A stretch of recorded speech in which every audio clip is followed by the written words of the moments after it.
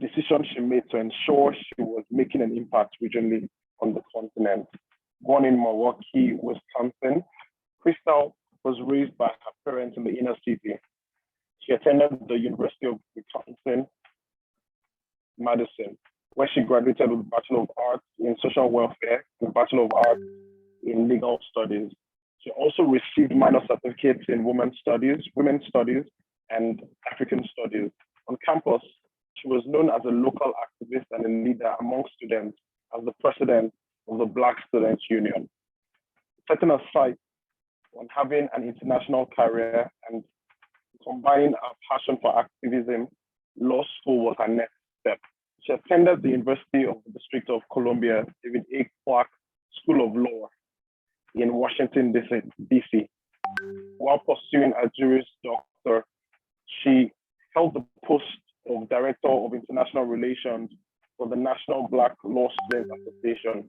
She was the president of the Black Law Students Association at her law school. She worked for multiple United States Congress members while in Washington, D.C., mainly focusing on U.S. immigration and Black immigrant bottlenecks in residency and citizenship. I'd like to welcome Crystal. Thank you so much for coming. Over to you, ma'am. Thank you for having me. Hello, everyone. That was a great introduction, so there's no need to really say too much. But I will be here telling you guys about building partnerships and fundraising. So I will share my screen with you all. 1 second. Am I able to do that? Yes. Great.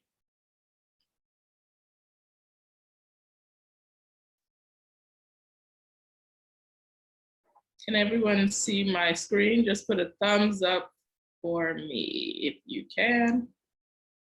Yes, we can see your screen.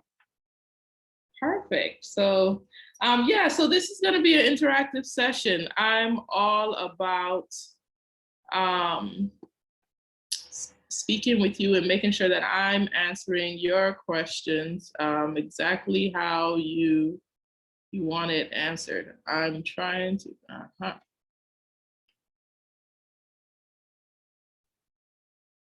Perfect. Yes, so I'm talking to you guys today about building partnerships and creating a fundraising strategy. I have about 10 years, going on 10 years experience in the international development sector. This is dealing with international NGOs, non-government organizations, local ones. I've worked with those as well. So I do have experience from a donor side and an organization that's seeking funding as well side. So I feel like I have the best of both worlds experience. And so this is going to be participatory. Everyone already seems energized from the last session. So I thank the last presenter for doing my work and making you all energized already. So my first question to you is, what do you want to get out of this session? Why is this workshop important to you? Why do you want to build partnerships? And what are you raising funds for? So I just want you to do some reflection and think about that. Some of you can share with me as well. I'll be happy to hear what do you want to get out of this?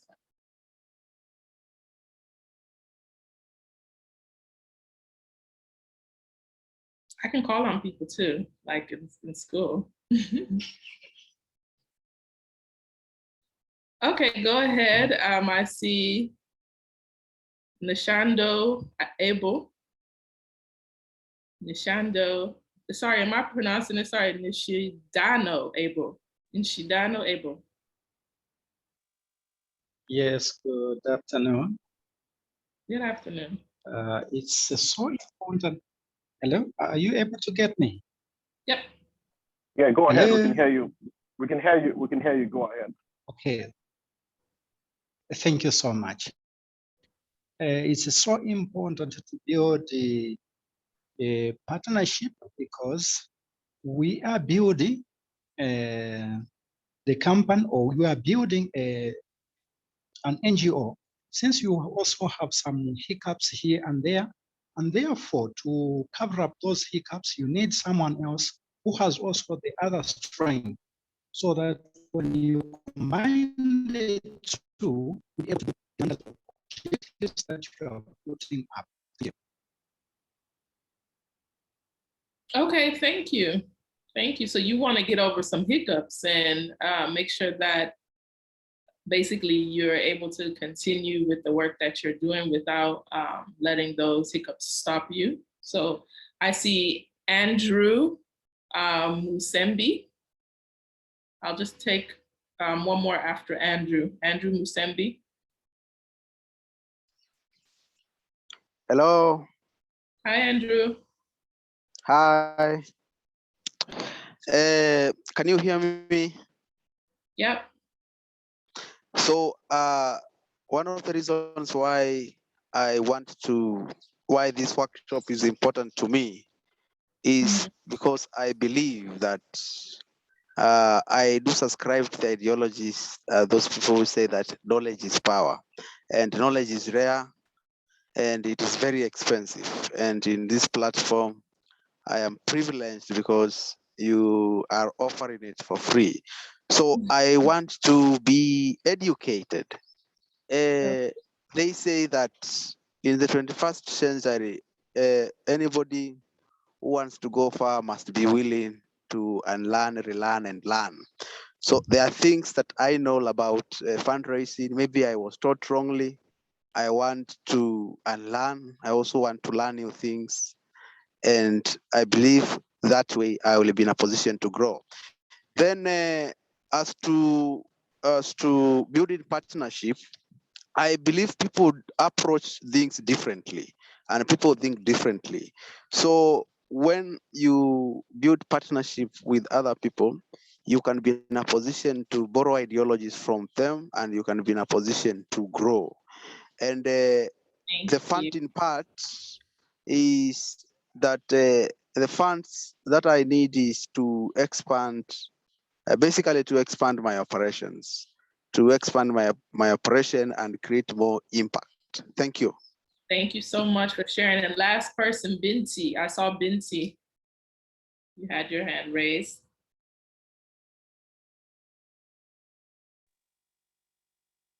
Okay, thank you.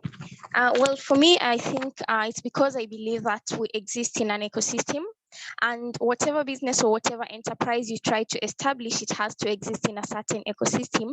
Therefore, having the knowledge on how to acquire partnerships is very essential, so that you can know, because we can't do everything alone. So you have to know what to do and where to get it from, and how to establish a partnership in such a way that both sides are benefiting from the relationship that we'll establish. Thank you. Thank you very much, all. I'm just so happy to see that everybody actually knows why they are here. It's important to always know the why before you get started. So it's good for me to know that as well. So as I guide you guys through my presentation, I can keep that in mind. Now, my presentation, I'm coming from the international development sector background. So my presentation is mostly talking about like NGOs and everything, but I do feel this is applicable towards those who are in business as well. So definitions. It's important for us to have a basic understanding before we start about these key words. So before I started drafting my presentation, I just wanted to make sure that you understand these words that are going to guide us through the presentation. So stakeholder. Stakeholder is someone who shares an interest in what you are doing. This is very important because only people who share interest with you are people who probably want to partner with you. It's also important to identify who your stakeholders are and understanding that stakeholders look different. There are stakeholders who are stakeholders within an issue, but they are your opponents as well. They are the ones that can stop what you're doing, but they're all stakeholders because they're all interested in the same thing. Then there's partnership. This was a definition of partnership that I liked. I tweaked it from what I've seen online, but partnership is an agreement. It's formed between parties that agree to cooperate to advance their mutual interests. So an agreement has to be made. That's a key word. In order for a partnership to exist, there has to be an agreement between at least two parties, at least. And it has to be of mutual interest. Mutual is a very key word because it has to be mutually beneficial. Each person is getting something that they need or want from the partnership. And so it's always been helpful for me to look at partnership as a relationship. Relationship management is very important. And so when you understand that these relationships are actually partnerships because you have a mutual interest, you'll be able to manage them pretty well. And then the last word that I want us to understand is strategy. So strategy is a plan that guides you towards your goal. Simple. I know we probably thought it was going to be a lot of big English or whatever, but I feel like the most simple definition is this. It's a plan. And some of us naturally are planners, some of us naturally are not. I'm a natural planner, so it's always been easy for me to create plans once I identify my goal. And so I'm going to walk you through some tips that I have about creating this strategy, whether it's for fundraising, whether it's for activities that you want to implement within your organization.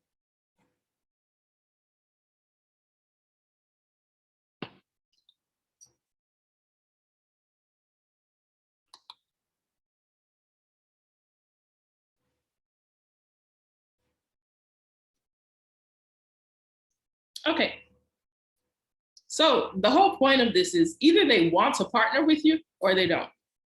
And that's the plain and simple truth. Either people will love to partner with you or they don't want to partner with you. And you wouldn't want to be on the side of someone or an organization or a business or whatever not wanting to partner with you. So you have to ask yourself, why would anyone want to partner with me? And why do you want to partner with them? Once you identify your answers to these questions, you'll be able to understand what benefits you bring within a partnership, and then what others can bring for you as well.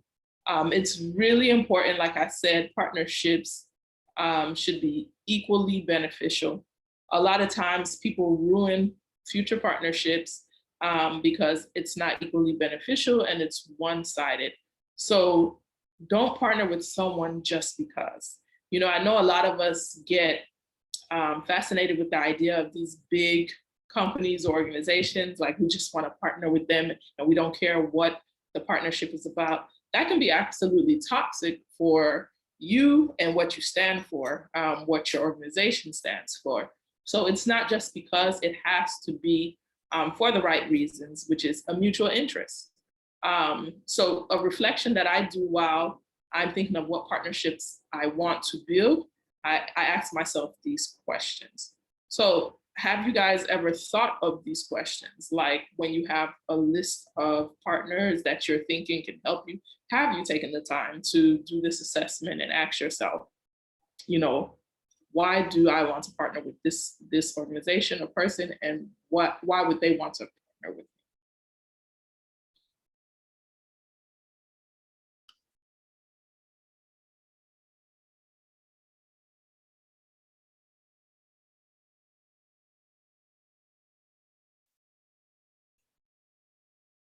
Okay, so what partnership looks like in reality? This is what I feel partnership should look like. There are organizations that are more established than you. You can strive to partner with those organizations. So for example, my experience with Malala Fund, we were a brand new organization in Nigeria. Yeah, we had some things going for us, which is the fact that Malala Yousafzai is the founder, but we were not established yet. So what did I do? Of course, I made my list of organizations I would love to build partnerships with, have those relationships with, and it included some more established organizations. And so these more established organizations, of course, they're the ones, the big donors, you know, that we all know, UNICEF, Save the Children, Plan International. So how can I get those type of organizations to partner with us? It's very important to strive towards something. And so what I did was, you know, I started booking informational meetings, lunch meetings with individuals that worked in these organizations to try to understand what type of things they're looking for to build partnerships, and then also making it evident what we had to offer as well. But I always tell people it's so important to me, very important. Do not forget organizations on the same level as you. There are those organizations that are on the same level as you, they actually are the most helpful, I would say, because they're the ones that most likely are doing a lot of the same things you're doing. They're also looking for similar opportunities like you are looking for, and it can be a great peer learning relationship. And these are the organizations that typically hold you up as well. When they see an opportunity, they'll call you. Just to be realistic, you know, and just honestly say it how it is. These are the organizations that aren't too big to, you know, help you, or too big to push you through and work with you. You know, sometimes some organizations are, it may appear they feel they're so high and mighty because they have that name, but the organizations that are on the same level with you, those are the ones, to me, that will always keep you up. So I noticed when we were just getting started at Malala Fund, one campaign as well was pretty new in Nigeria. And so we stuck together like glue because we were both, you know, we had similar backgrounds, the organizations, you know, founded by very affluent people and everything like that. And then we were new to the terrain. And so we stuck together like glue, and we're trying to build ourselves up. Then there are the organizations that are not as established as you. You shouldn't forget that. For me, with relationship management, it's important to not look down on anybody, because any and everybody can be of assistance to you, and you can be of assistance to them. And of course, we don't know tomorrow as well. That organization that you're looking down on tomorrow can be a force to be reckoned with, and also taking into consideration that individuals, they move around. That's one thing I've learned as well with building partnerships. You build the partnership, yes, with the organization, but also with individuals within the organization, because guess what? They move around. And so within the international development sector, you'll see people rotating within these organizations a lot. You'll see them rotate from, you know, UNICEF, Save the Children Plan, and then, you know, even within the mid-level as well, you see people rotating. And so if you have that relationship with the organization, that partnership, you can also try to form those relationships and partnerships with certain individuals, because they're the ones that will maintain the partnership. So it's very important to balance that. So organizations that are less established than you are very important. It's also important to give a handout, you know, a hand up to any organization that's below you as well, that's not as well established. You bring them in, you help them if there's an opportunity. That's relationship as well, because you just never know what opportunity may come through what door, and you don't want to close that door. So that's always been a strategy that we had in the organization, which is it was more of our grant making strategy, our funding strategy. We wanted to fund organizations that weren't we call them unsung heroes who weren't as established, because we knew that they are the foot soldiers when it comes to the type of work that we're doing. So a tip that I have for you guys is to remember to form partnerships up, in the middle, and down. So ultimately you're making a big circle. So always remember up, middle, and then down.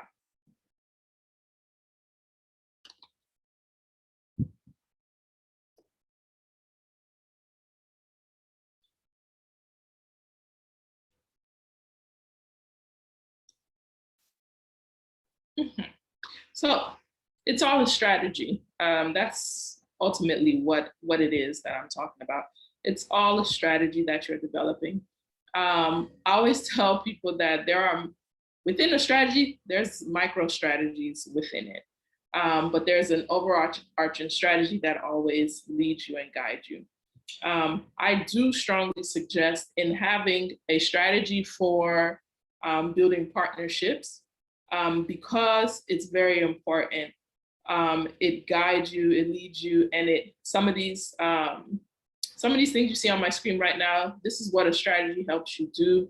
For example, group your stakeholders if you have an organization that focuses on multiple interests, you have multiple sectors that you deal with, group your stakeholders as well into these different categories. It's very important to be organized like that, and it helps you to actually see who to target.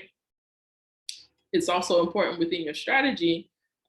Your strategy will help you understand how you can contribute to this mutual interest that you have with your stakeholders. It helps you to outline areas of your contributions of what you know you can contribute. It's not always about money. That's what I tell people.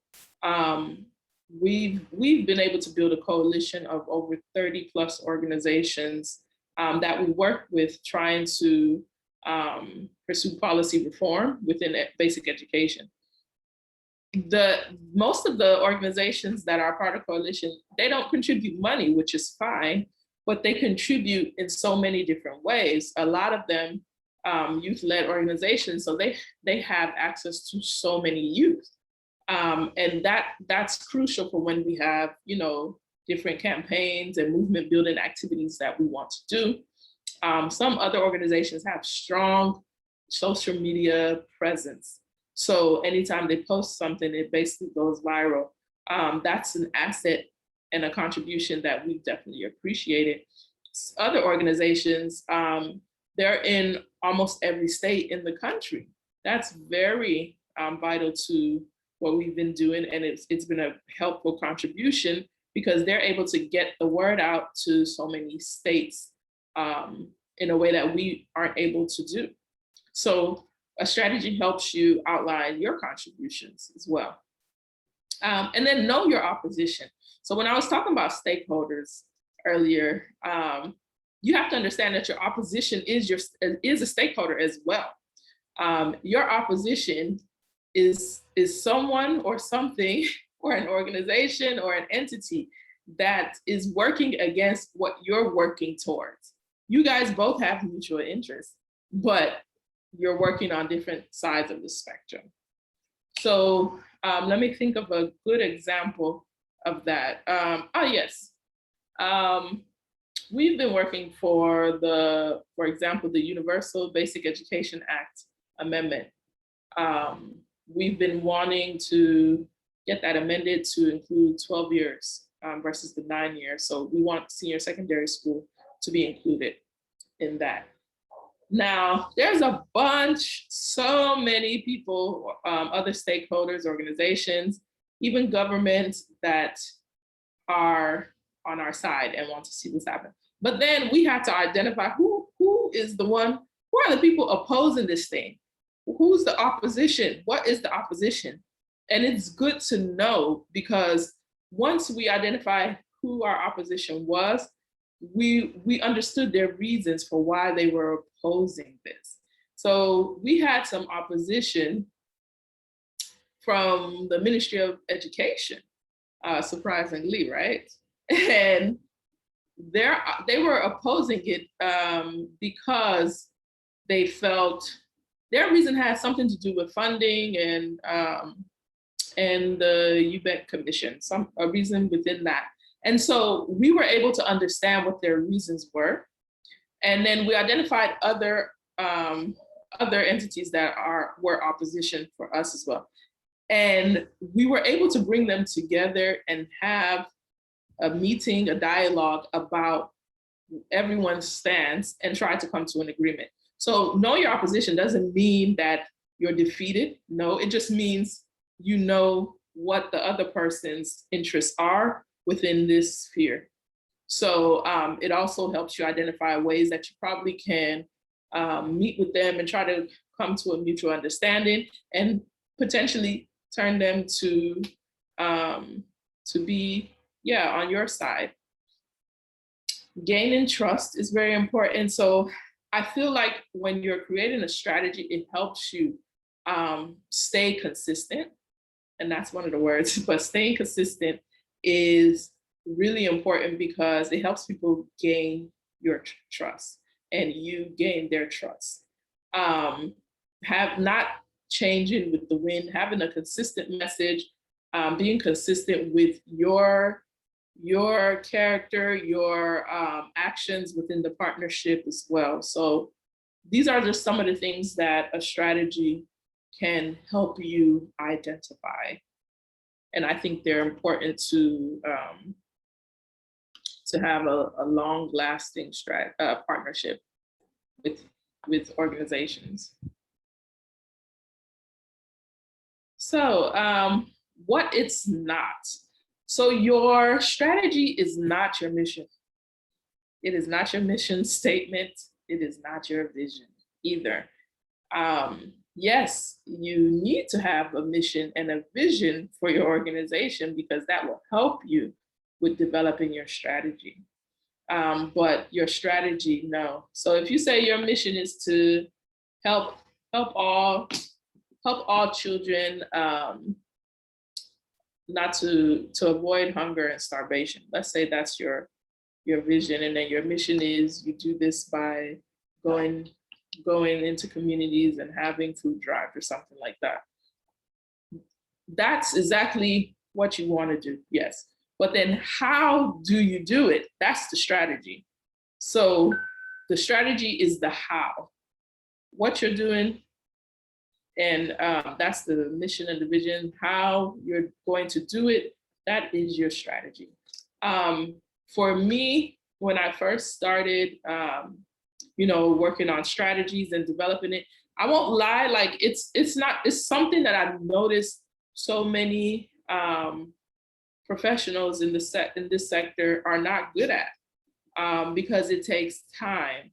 And so I did find a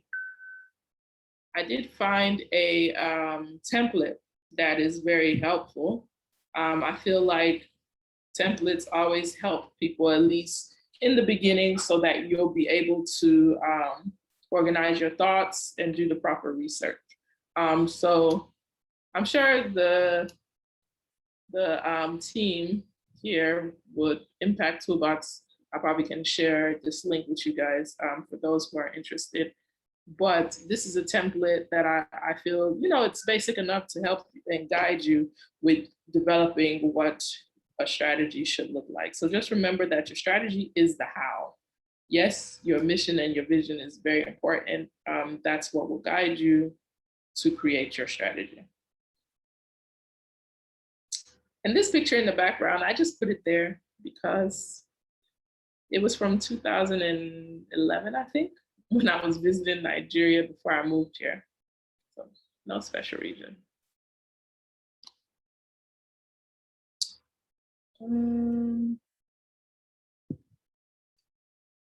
Okay, then let's talk about the fundraising strategy. Now, a lot of people don't know you need a strategy for fundraising. You just can't go out there and start asking for money, looking for money for no reason. You don't have an actual strategy to guide you. It's important to have a strategy for this. So many large organizations have a department dedicated to fundraising. and, you know, building money up for the organization. We have that.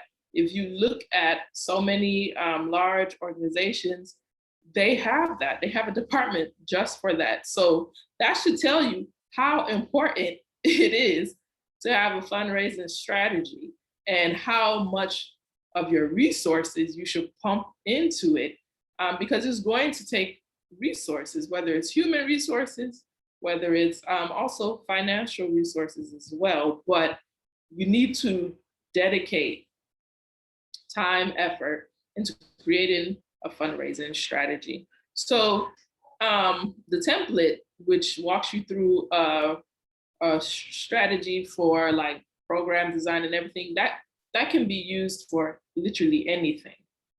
You can just adapt it to whatever you're trying to build a strategy for. So your organizational strategy, because your organization should have a strategy of how they're going to do the work, will inform your fundraising strategy. So for example, Malala Fund, we work towards,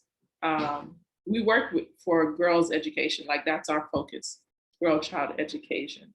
So our whole strategy, organization strategy, everything revolves around that, how we do that. But then the fundraising strategy will also revolve around all of that and how we do that, but from a financial point of view. So thinking of how can we raise funds for this? So knowing your budget is very important. What activities do you have for the year planned out? You have to have a budget. What is your operational expenses? You know, your overhead, cost of salaries, whatever benefits that you have for your staff. Then the activities that you plan on implementing as well, and any other expenses that you know your organization may incur. You need to have a budget. So that budget will also inform your fundraising strategy. So you know how much money you need to raise. It can be, you can do project specific budgets and fundraising, but overall as well as an organization, it's important to have that budget as a total sum of what it's going to take you to operate within that year, and then what you need to raise money for, so that you can be specific with your ask and not just guessing. Guessing when asking for money can make you make a lot of mistakes. You can under budget, you can underestimate, and then things may not turn out well. Then you consider your timelines. It's important to understand your timelines, not just for projects, but as an organization in total. You know, if your organization has projects already running, for example, that are helping to pay salary for certain individuals in the organization, you should know your timeline of when that funding will run out so that you will be able to continue paying them. You should know your timelines for your projects. Let's say you have a project that's a 3-year project. You should know, your timeline for that, when you need to either continue with that project by getting more funds or starting a new project. So all of this is what informs your fundraising strategy. And then the question that we all feel that's so important is, where is the money and how do we get it? You need to find out where this money is. And there's so many ways to find that out. I posted a link under here, Funds for NGOs. Some of you probably already heard of it, but it's very informative to help you find out different ways of getting funding, mostly grants, donor funding. But I urge everybody to be innovative with how you get funding, how you raise funds. So you can raise funds in different ways. A lot of large organizations have different departments within their fundraising department. So you have like digital, they focus on raising funds via the internet, technology, social media. you know, having like a social media campaign or emailing, emailing people who are part of their newsletters, you know, asking for donations. Then you have like special, I forget what they call it, like special, something like dealing with special moments and stuff. So they focus on raising funds around like holidays, special moments. And then another one is like proposal, the development teams that write the proposals and send the proposals out to get grants. Within your fundraising strategy, it's also important to, you never know where money is going to come from. So you need to explore different avenues. A lot of what fundraising teams do is have meetings with individuals who are philanthropic. They donate to a lot of causes, or just talking to people. You just never know, someone may want to donate. Donations should never be ruled out as a fundraising activity. But just within your strategy, identifying different activities that you feel you can execute in order to get some money. But I always strongly suggest being innovative, because a lot of the ways that funds are raised, you know, organizations really are dependent on grants and donor funding. And in order to survive and for longevity purposes, I do suggest thinking outside of the box and being innovative with how you can raise funds. So a tip that I do have is to engage with your potential and existing donors by keeping them updated on your work.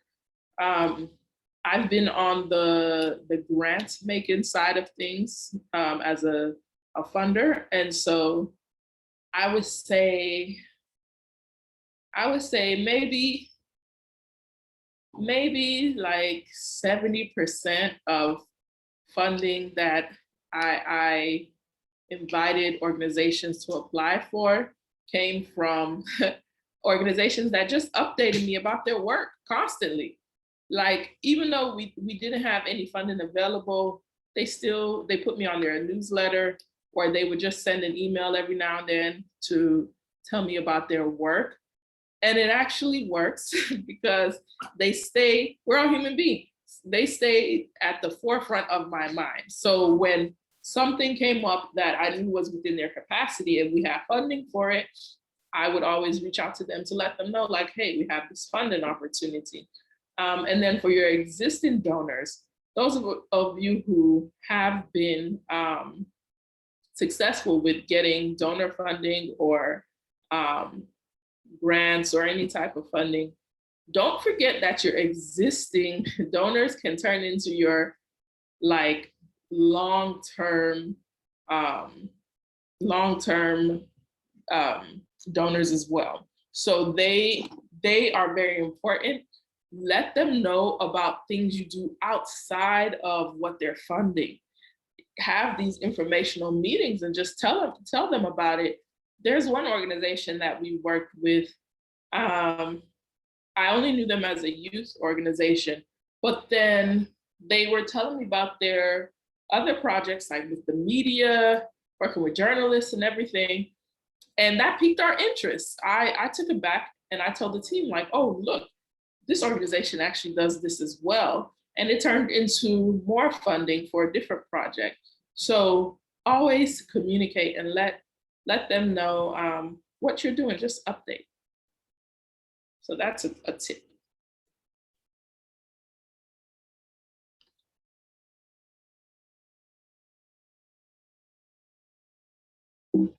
Okay, perfect timing. I wanted to leave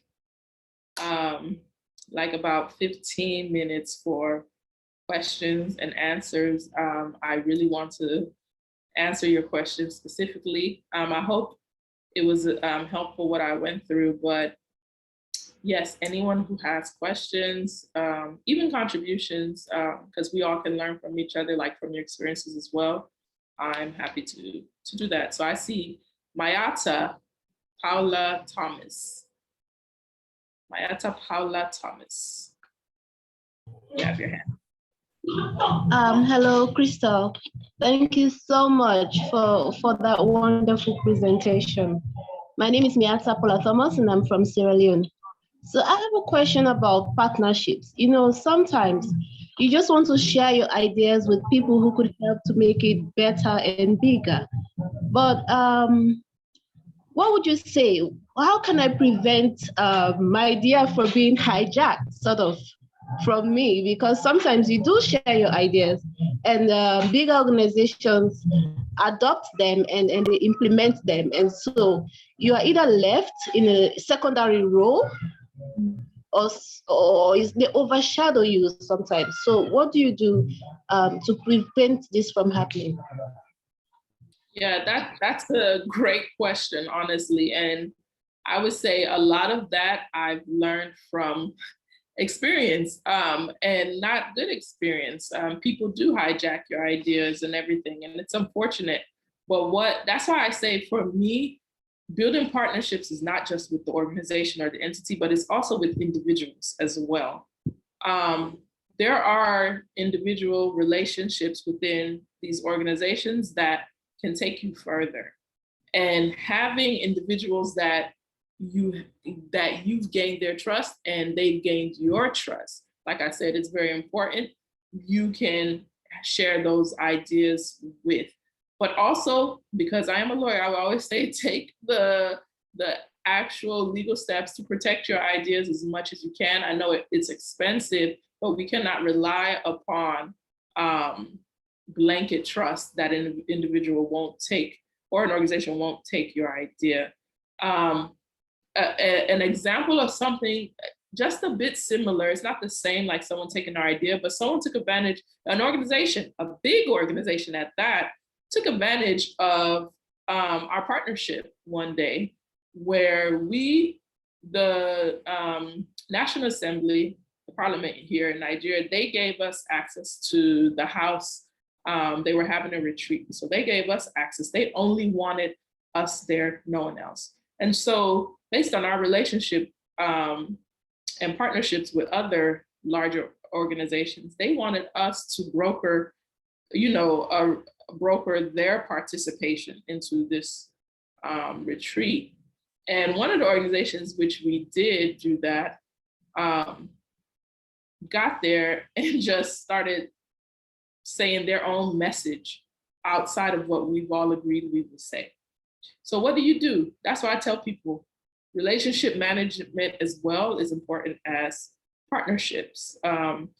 What did we do? Yes, we were disappointed, but we didn't stand up and start making a ruckus. No, you just allow it. But then you remember in the future, like, okay, this may happen with this individual. And we had to do our own analysis. Do we still need this partnership? Yes, we do actually still need this partnership, but they've lost a bit of our trust. So now we put steps in place before we would do such a thing again to ensure that we are protected.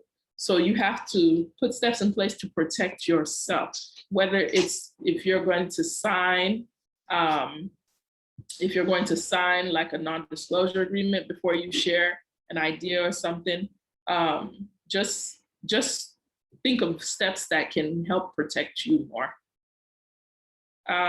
Next, I see Musa Ikuna. Musa Ikuna. Thank you very much for the opportunity to speak with you, and also with my colleagues who are also participating in this meeting.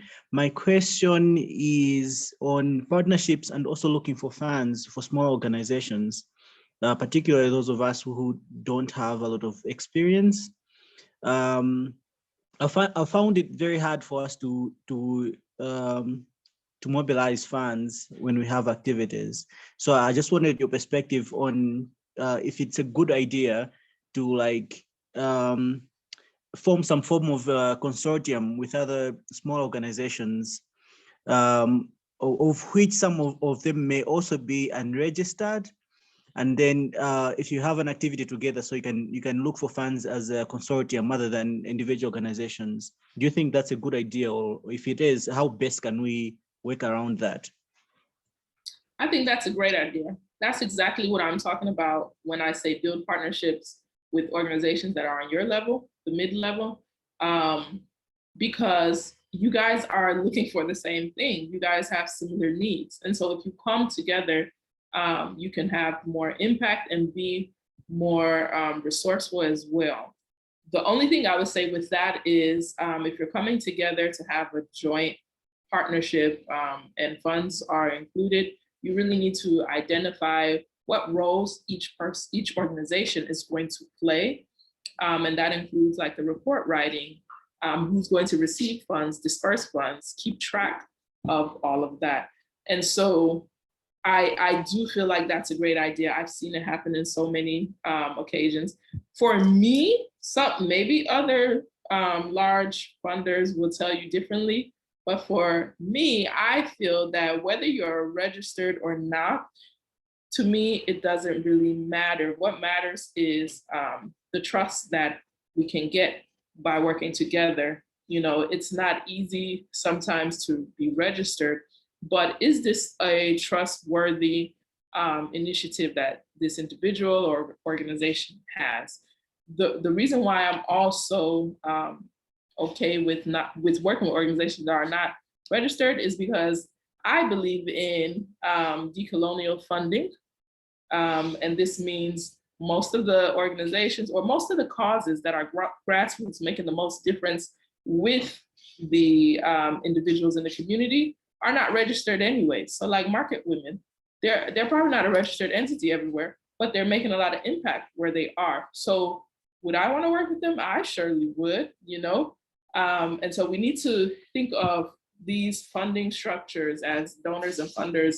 How are we going to just have a more decolonial approach? I can tell you at Malala Fund, we definitely do that. We recently had a call for proposal for movements. We called it movements because it was open to anybody, any organization, whether registered or not, long as you had an account and you could come together for whatever cause you were doing. So, yep, I think that's a good idea. James Patrick.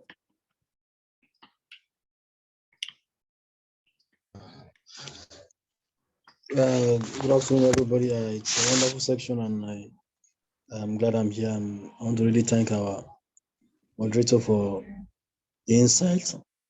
My question is, if you have your idea and you are struggling to get funding, and certain set of people reach out to you that they will want you to come and do what you want to do for yourself, you come and do it for them. It's a sort of you are doing what you want, what you love doing, but this way you are doing it under them because they have the funds, they will fund it, they will do everything. But you are not in complete, will I say you are not in complete ownership. It's just you are doing what you love doing. And this is really what you want to do, what you love doing is just because you don't have the funding. You don't have the funding, but you are looking for the funds, and they say, okay, you come and do what you love doing, but you are not doing it. You are not doing it on your own. You are doing it under us. Is it advisable for you to take that step? That is really what I want to know. Thank you very much, ma'am. Oh, okay, you want me to me. So yeah, for me, if you don't believe in yourself, who else will? You have to believe in yourself. If you believe that where you are, you should be implementing this solo by yourself, go for it. But if you know that after doing your assessment, that if you do this under this organization, that it can help you, give you a stepping stone in the right direction, there's no problem with that either. But For example, you know, when a lot of organizations first start, they're parts of another organization initially, and they're operating, you know, and I believe they're doing that based on their analysis that this will help them as a leg up. But if you feel like you fully can implement it by yourself and that it will overshadow you to do it under them, then don't do it. Like I say, consistency is very important. If you believe in yourself, there are so many stories about businesses, organizations who believed in themselves even for years, and they refused to do something under another organization, and then they became successful. So you have to do your own analysis to see what are the benefits and, you know, what are the pros and the cons to doing that before you can answer that for yourself. I think it was Emmanuel Okoro.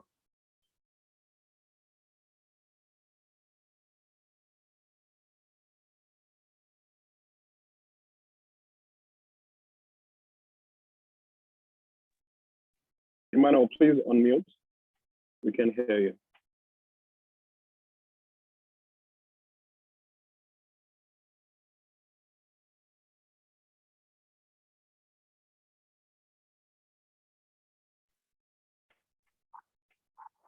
Perhaps to take from someone else. Could Musa please unmute and ask your question, please?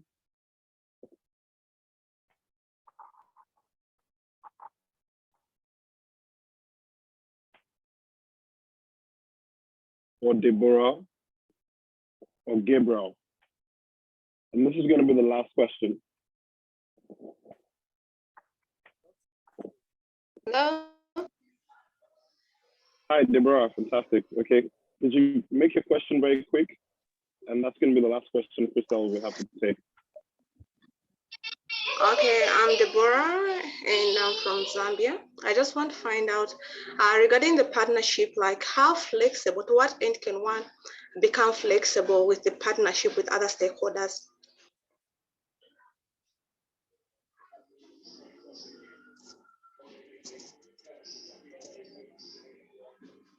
Crystal, you have to unmute. You muted yourself. Okay, sorry, Deborah, you said how flexible you should be with other partners? Yes. Yeah. Like if you want, if you are going for a partnership, like to what end do you need to give access to your organization? Like, or what percentage does one have to be with the stakeholders that want to come on board? So I think that all depends on your strategy, and it depends on what mutual interests you have with each stakeholder. So it can look differently based on the stakeholders, right? So some stakeholders, your interests fully align, like every step of the way. And you guys have mutual trust for each other. You may feel like, okay, you feel safe and you feel that it's beneficial to allow them full access. While some other stakeholders, you don't align in every area. You may feel like, okay, we may not give them full access when it comes to this area or that. So it really depends on you doing an analysis on each stakeholder. So there's something called a stakeholder analysis anyways, that I would suggest all of you do when identifying who your stakeholders are, because it helps you understand what each stakeholder wants, and then align that with what your own wants are as well. And then you'll be able to determine, okay, how much access should I give them? So for us as a larger organization, like I said in the beginning, when we first started here in Nigeria, like one campaign were pretty similar with us. We did a lot of strategizing together, and we would let them know our strategy, like what we have planned for the year, activities, and they would let us know theirs. We thought that was beneficial because we were able to keep each other involved and invite each other into what we're doing. But then there are some organizations that we didn't do that with, just because we didn't feel that, you know, we needed to give them that much access. So, yeah. Thank you so much, Crystal. Thank you for a wonderful presentation. Thank you for your time. And I hope that we'll see you around sometime soon. Thank you so much. Thank you all for having me, and I wish you the best of luck today. Bye. Thank you very much, very much. Please, could you please appreciate Crystal on the chat box? If you've got any kind words, feedback, could you please, you know, show her some love. Thank you so much. This has been very impactful. I mean, it's called the impact box anyway, so I mean, what else can we offer? Impact. I will be calling up the next speaker. 1 minute.